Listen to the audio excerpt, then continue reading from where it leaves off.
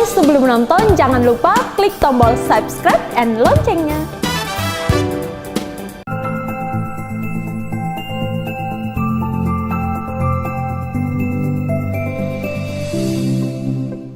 Halo Sobat Eljon, kembali lagi dalam program kita hari ini, Eljon Medical Forum, bersama saya Cynthia Kusumarani. Dan kita masih membahas mengenai meningitis yang tadi sudah juga kita bahas banyak sekali di segmen yang pertama. Masih bersama saya di sini ada Dr. Ahmad Harun Muhsin, spesialis saraf di sini. Halo Dr. Ahmad Harun. Halo Mbak Cynthia. Dokter, kita lanjutkan lagi dokter berbicara mengenai meningitis. Baik. Oke. Nah, dokter, penyakit meningitis ini bisa menyerang semua usia ya dok? Apakah, karena memang saya baca juga balita ini banyak juga yang ternyata mengidap penyakit meningitis ini, bahkan yang baru lahir juga ternyata ada. Artinya bisa menyerang balita juga ya dok? Bisa. Jadi bisa menyerang semua umur ya. Oke. Nah, kan ada kasus yang baru lahir gitu ya dokter, baru beberapa bulan umurnya, balita ini kemudian langsung sakit meningitis gitu dokter. Sebenarnya ini penyebabnya apa ya dokter ya? Karena mungkin dalam waktu 1 bulan atau 2 bulan dikatakan masih bayi, bagaimana bisa gitu dokter mengidap penyakit yang separah ini, misalnya meningitis infeksi gitu kan dokter? Iya, jadi kalau bercerita pada anak-anak ya, anak-anak ini usia rentan ya, karena daya tahan tubuhnya belum mature ya, belum terbentuk dengan baik. Jadi memang sangat rentan terserang penyakit-penyakit menular ya, apalagi pada anak-anak yang tidak ASI ya, tidak memperoleh kebaikan daripada ASI. Jadi sangat rentan tertular penyakit-penyakit ya. Jadi memang pada bayi ya, pada neonatus dan juga pada orang tua atau lansia ya, ini biasanya pada penyakit-penyakit infeksi ini kurvanya meningkat ya pada usia-usia masih terlalu muda dan usia tua. Seperti itu Mbak Cindy. Oke, jadi bisa ya dokter ya, ternyata balita juga dengan gejalanya seperti apa ya dokter ya kalau untuk anak-anak atau balita ini? Kalau anak-anak ya biasanya itu sulit atau susah makannya ya, kemudian rewel ya, kemudian biasa disertai dengan demam ya, meskipun tidak selalu tetapi seringkali disertai dengan demam. Kemudian pada saat kita periksa ya, yang saya jelaskan tadi, maka kaku kuduk ya, terjadi kaku kuduk, kemudian kakinya jika dibengkokkan itu ikut lehernya juga ikut bengkok seperti itu. Nanti kemudian dites lagi ya, setelah dilakukan pemeriksaan fisik, kemudian untuk memastikan maka kita bisa melakukan pengambilan cairan daripada sumsum tulang ya, cairan selaput otak ya, diambil dari punggungnya, kemudian dianalisa apakah terjadi kelainan ya atau di luar daripada normal pada pemeriksaan cairan cerebrospinalnya ya, atau cairan sumsumnya ya, cairan selaput otaknya ya. Seperti itu Mbak Cynthia. Oke, jadi untuk mendeteksi penyakit meningitis ini diambil cairan di sumsum tulang belakang ya dokter ya, berarti untuk mendeteksinya? Benar. Jadi kan otak itu memiliki otak dan middle spinalis ya, jadi otak dan sumsum tulang belakang itu memiliki cairan ya. Nah, cairan ini berfungsi untuk menangkal benturan ya.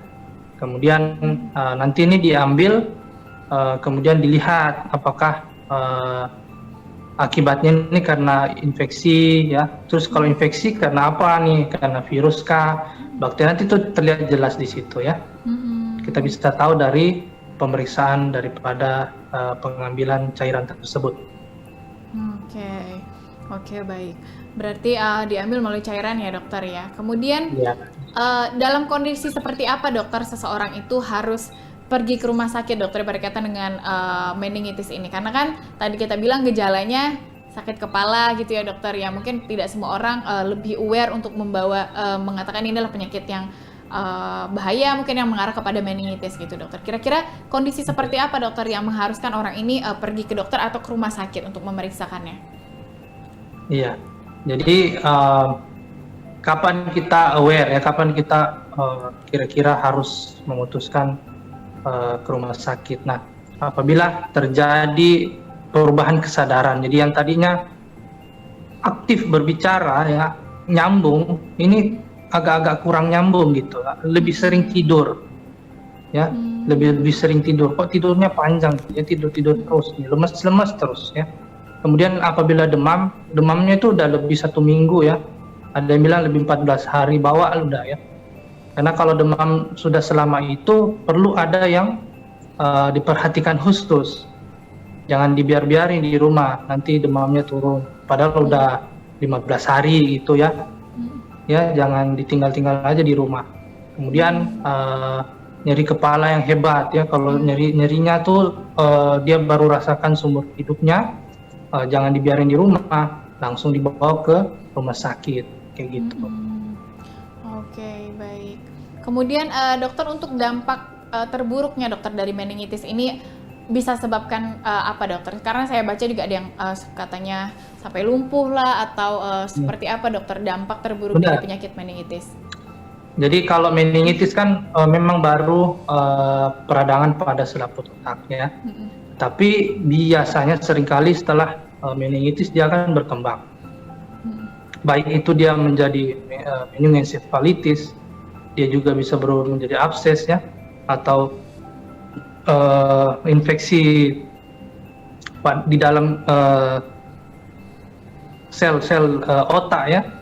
Kemudian dia justru bisa juga mengakibatkan infeksi pada sistemik ya, seluruh tubuh. Maka gejalanya bisa tergantung daripada progresnya ya. Nah, paling sering ini karena terjadinya infeksi pada jaringan otak. Nah, apa yang terjadi kalau terjadi infeksi jaringan otak? Bisa terjadi kejang ya, kemudian bisa terjadi lumpuh ya, biasanya lumpuh setengah tubuh ya. Kemudian lumpuh ini juga bukan hanya gerakan ya, bukan hanya lengan dan kaki, bisa jadi juga lumpuh yang lain, misalnya lumpuh pada wajah, pada lidah ya, kemudian pada macam-macam. Jadi tergantung daripada lokasi terjadinya kerusakan akibat infeksi pada jaringan otak. Kemudian yang paling berbahaya tentu saja kematian ya, apabila terjadi infeksi ya pada seluruh jaringan otak, maka akan terjadi kematian, di mana kita ketahui bahwa otak ini merupakan pusat segala fungsi-fungsi vital ya, baik pernafasan, denyut jantung dan lain-lain ya. Apabila terjadi gangguan, maka tentu saja akan berakibat fatal. Seperti itu Mbak Cynthia. Oke. Jadi berbahaya ya dokter ya, artinya meningitis ini infeksi yang bahkan bisa sebabkan kematian gitu ya dokter ya, artinya bisa parah juga. Kemudian dokter, pengobatannya seperti apa dokter untuk meningitis ini? Baik ya, karena penyebabnya beda-beda, maka pengobatannya juga berbeda-beda.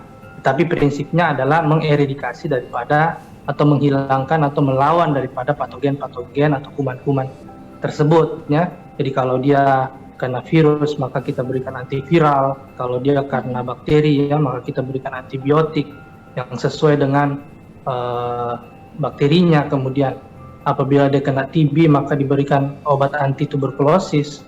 Kalau dia kena jamur atau kriptogenik, maka kita maka kita bisa berikan obat-obatan anti jamur ya. Jadi tergantung daripada kumannya atau patogennya. Seperti itu. Oke, baik. Nah, kemudian dokter, kalau misalnya pengobatan ya dokter, kemudian dia apakah ini bisa sembuh total atau suatu saat meningitis ini bisa kambuh kembali dokter? Oh baik. Jadi sama halnya dengan infeksi yang lain ya. Infeksi, coba contoh infeksi flu ya, flu atau virus flu. Nah, kita bisa baik sembuh total dari flu, tetapi di kemudian hari juga bisa kena, ya, tergantung daripada daya tahan tubuh kita. Hal ini terjadi juga pada dalam hal ini infeksi meningitis. Jadi pada saat itu dia bisa sembuh sempurna, ya, dia bisa sembuh membaik, tetapi di kemudian hari apabila daya tahan tubuhnya rendah kembali, maka potensi untuk resiko kena itu juga ada, seperti itu. Oke. Jadi bisa kena berulang, tergantung daripada daya tahan tubuhnya. Oke, jadi bisa berulang ya dokter ya, karena memang penyakit ini terkait dengan daya tahan tubuh sama seperti flu gitu ya dokter ya, dimana kalau misalnya ada lagi jamur atau bakteri atau virus penyebabnya terserang lagi, artinya bisa kembali ada lagi gitu penyakitnya ya dokter ya. Iya benar. Oke. Nah, kalau untuk kasus anak-anak atau balita, dokter, pengobatannya apakah sama juga dengan pengobatan yang dilakukan untuk orang dewasa? Sama, namun dengan dosis anak-anak. Oke, baik. Oke. Nah, kemudian dokter, untuk mencegahnya ini dokter, bagaimana penyakit meningitis ini? Ya, karena tadi kita udah bahas ya, ini adalah masalah daya tahan tubuh, maka pencegahannya adalah perkuat daya tahan tubuh, ya. Jadi perkuat daya tahan tubuh, bagaimana caranya ya?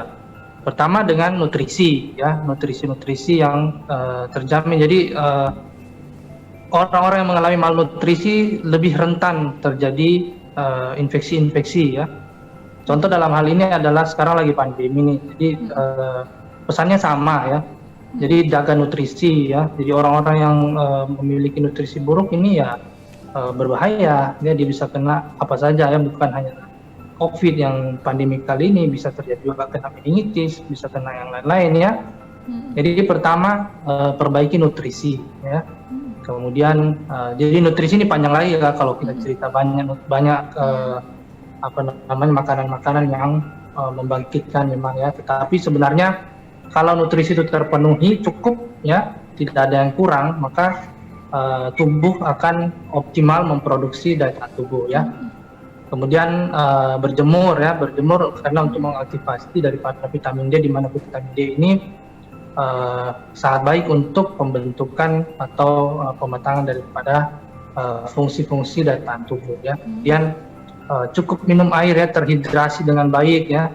Kemudian cukup tidur, ya, tidur yang baik itu akan mengoptimalkan segala bentuk metabolisme daripada tubuh, termasuk pembentukan atau produksi daripada daya tahan tubuh, ya. Kemudian hindari stres. Stres tentu akan menurunkan daya tahan tubuh, ya, secara langsung, ya, secara langsung. Jadi bukan proses yang tidak langsung, ya, secara langsung, karena pada saat kita stres maka hormon-hormon yang buruk yang keluar, ya. Singkat saja, stres itu akan memperburuk metabolisme terbentuknya daya tahan tubuh, ya. Kemudian apalagi, ya, kemudian hindari rokok, ya, hindari rokok. Rokok itu tentu ya sudah banyak penelitiannya, ya, meskipun sulit diberitahu pada masyarakat, ya, sudah di bungkusannya bilang nggak boleh, ya, tetap aja digunakan, ya, tetap dihisap tuh rokok, ya. Rokok akan menghilangkan lengan daripada atau ikatan daripada sel darah, ya. Jadi dia mengganggu hemoglobin, ya, dalam optimal. Jadi hemoglobin kurang optimal, ya. Itu saja dijelaskan maka akan mengurangi atau mengganggu fungsi-fungsi daripada metabolisme daya tahan tubuh, ya. Jadi hindari rokok, ya, hindari paparan rokok. Kemudian olahraga teratur, ya, karena kalau kita berolahraga secara teratur maka daya tahan tubuh juga tentu saja akan lebih optimal, ya. Saya kira untuk mencegah, ya, tentu saja daya tahan tubuh dijaga seperti yang saya sebutkan ini baru-baru, ya. Kemudian saran selanjutnya, bijaklah dalam konsumsi antibiotik, ya. Jika Anda diberikan antibiotik oleh dokter dan dokter sudah mengatakan bahwa ini harus habis atau ini sekian hari, maka lakukan atau konsumsilah antibiotik tersebut sesuai dengan resep dokter. Kemudian jangan meminum antibiotik tanpa arahan daripada dokter ya, karena kadangkala banyak di masyarakat hanya nyeri-nyeri ya, diminumlah antibiotik padahal bukan obatnya ya. Jadi bijaklah dalam mengkonsumsi antibiotik, karena salah dalam mengkonsumsi itu malah akan menyebabkan terjadinya resistensi, di mana pada saat nanti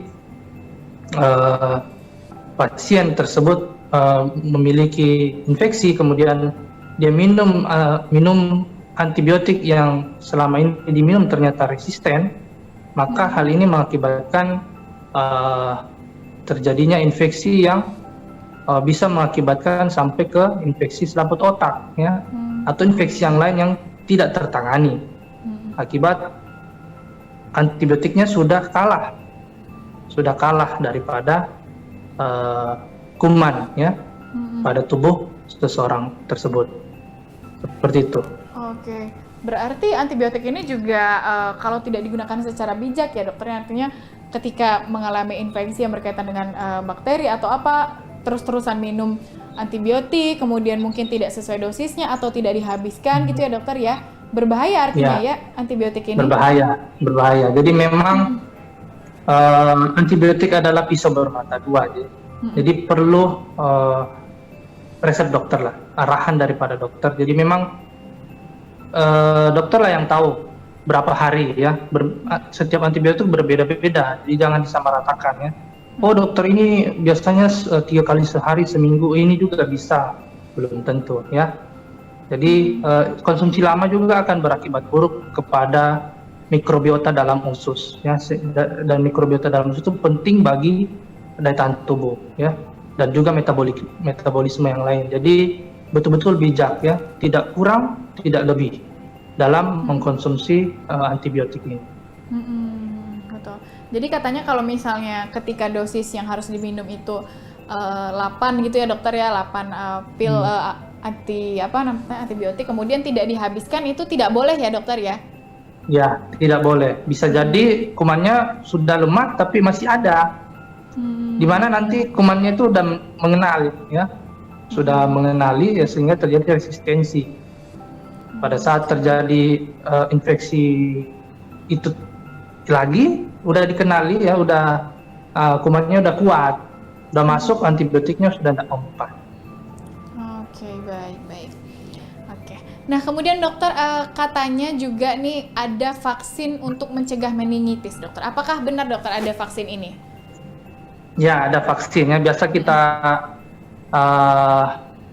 pada saat mau umroh ya, pada saat mau umroh ya vaksin ya, vaksin ada beberapa macam ya. Jadi pada saat mau umroh harus nyuntik dulu, karena beberapa negara itu mewajibkan sebelum kita ke sana harus vaksin dulu. Jadi memang ada vaksinasi atau pencegahan daripada meningitis ya. Oke, berarti semua orang bisa vaksin meningitis ini ya dokter ya? Artinya memang diperjualbelikan maksudnya secara umum kah sehingga semua orang bisa melakukan vaksin meningitis ini, atau seperti apa dokter? Ya, biasanya ada klinik yang ditunjuk ya untuk mengeluarkan kartu kuning ya, untuk dilakukan vaksinasi meningitis. Oke. Kemudian dokter, sekarang kan kita lagi dalam masa pandemi ya dokter ya. Jadi kan mungkin banyak orang yang terpapar virus COVID-19 ini. Nah, jika dihubungkan dengan penyakit meningitis nih dokter, ketika orang yang sudah menderita meningitis kemudian dia juga terpapar COVID, artinya ada berbagai macam virus nih ya dokter ya. Apakah akan memperparah meningitisnya atau seperti apa dokter? Oke, jadi kita bercerita bagaimana co-infection ya terjadi ya antara meningitis dengan COVID ya. Jadi perlu diketahui bahwa COVID ini bisa menyebabkan meningitis ya. Karena COVID ini juga virus ya. Kemudian gejalanya khusus pada COVID ini gejalanya macam-macam ya. Salah satunya ini adalah meningitis. Jadi bisa saja itu tunggal ya. Meningitisnya diakibatkan oleh SARS-CoV-2.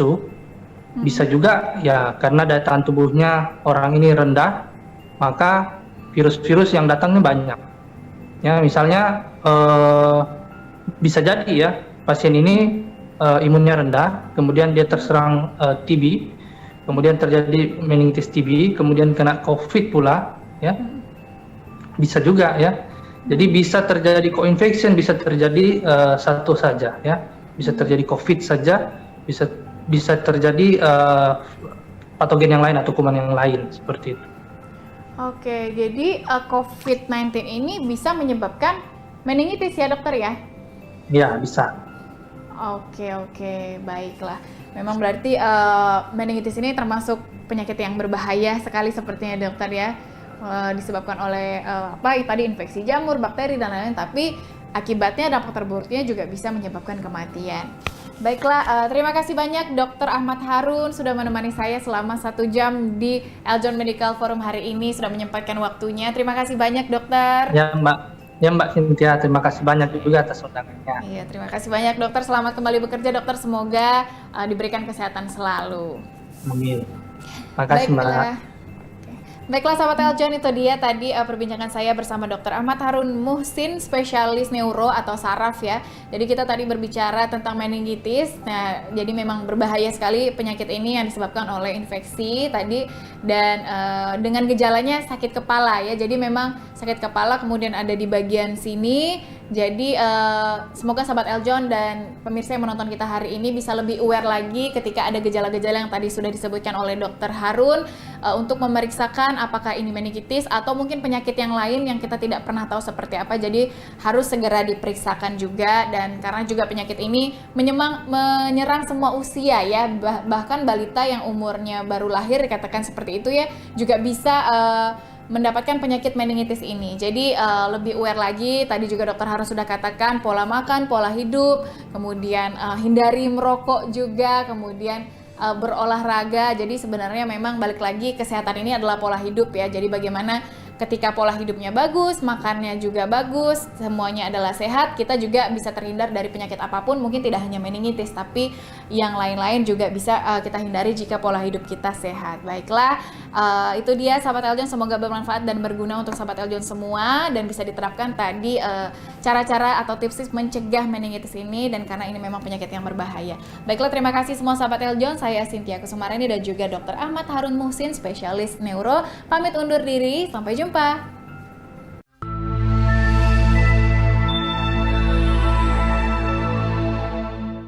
Hai sahabat Eljon, wah kayaknya seru banget nih nontonnya.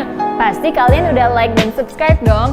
Nah sekarang saatnya kalian untuk bagi keseruan kalian ke teman-teman kalian dengan cara klik share button. Klik ya.